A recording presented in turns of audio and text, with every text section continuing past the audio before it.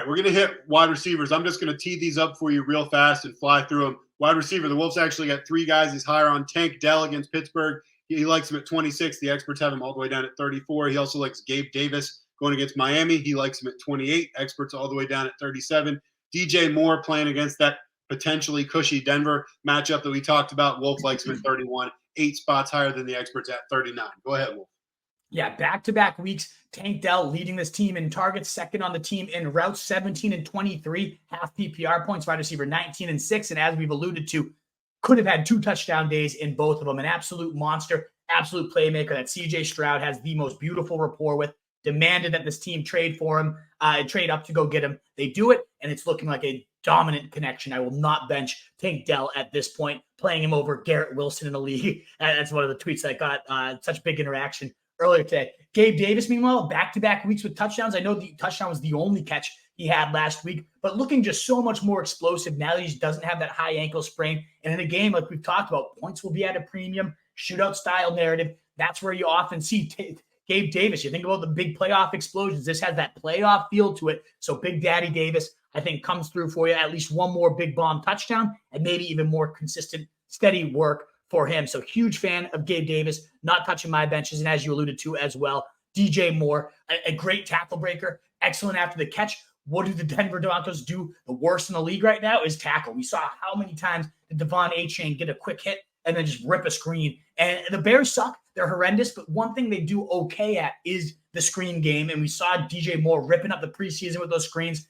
I think we will get at least one of those really well-designed linemen get in space, and DJ Moore just kind of nice through this defense for a long score. And I think that game does, as much as I'm down on Justin Fields, it does have sneaky shootout potential there. And at minimum, DJ Moore, I know it's been gross, but he has actually been getting it done in fantasy. He's scored in back-to-back weeks. And I think you can trust him in one of the best matchups you could possibly ask for. All right, we're still rolling. We still got 2 video chats or so waiting, and we got a big mailbag lower. We've already talked about Garrett Wilson playing against the Chiefs, wide receiver 33. The Wolf, actually is 7 spots lower than the experts on him. We all know it's not his fault. It is not his fault. And DeAndre Hopkins against the Bengals, Wolf likes him all the way down at 45. That's 9 below the experts. Yeah, just Garrett Wilson. It really is an easy argument. It's Zach Wilson. How can you trust anybody playing with him? We've seen the career splits. He averages nearly 18 points per game with any quarterback not named Zach Wilson. And that's, Joe Flacco, Mike White, no world beaters at all. So it is absolutely hideous that Garrett Wilson, he can't even average 8 points per game with him.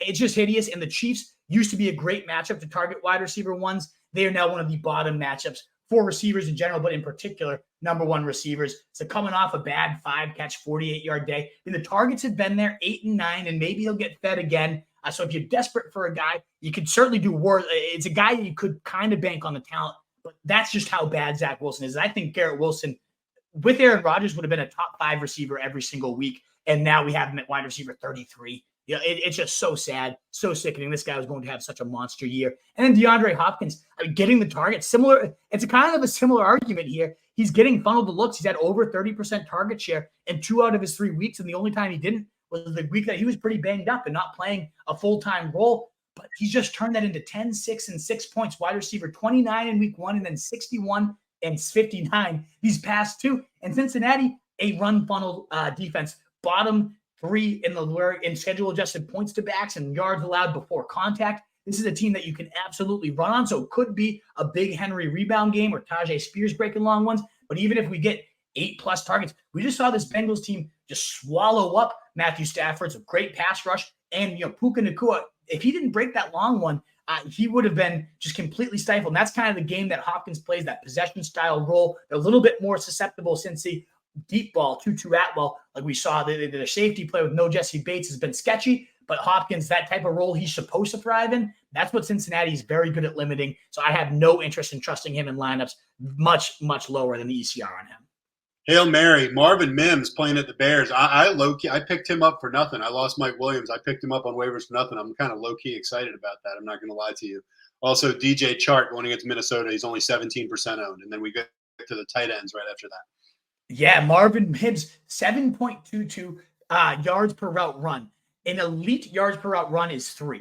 So he's over double in elite yards per route run. And I know he hasn't run a lot of routes, but man, you got to imagine Sean Payton, who made this guy the first pick of his Sean Payton era, is going to finally put him on the field. Inside beat writer like Cecil Lammy on his fantasy podcast earlier today hinted at the fact that Marvin Mims is much more than a flex based on practices. He's been significantly more involved this week. And I really think that's all it takes. You look at we talked about this on our early waiver wire show. He now has 8 of the 10 biggest plays of the Broncos on this season, and he's only running about 15% of the routes right now. So that is insane. Ripped a 99-yard touchdown on kickoff return last week.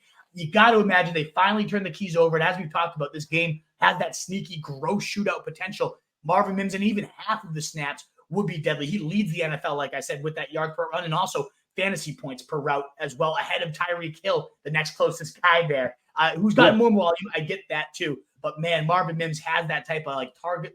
When he's in there, Tyler Lockett, Moonbon type of upside there with Russell Wilson. So I love Marvin Mims, 100% a great Hail Mary. And then you mentioned too, DJ Chark.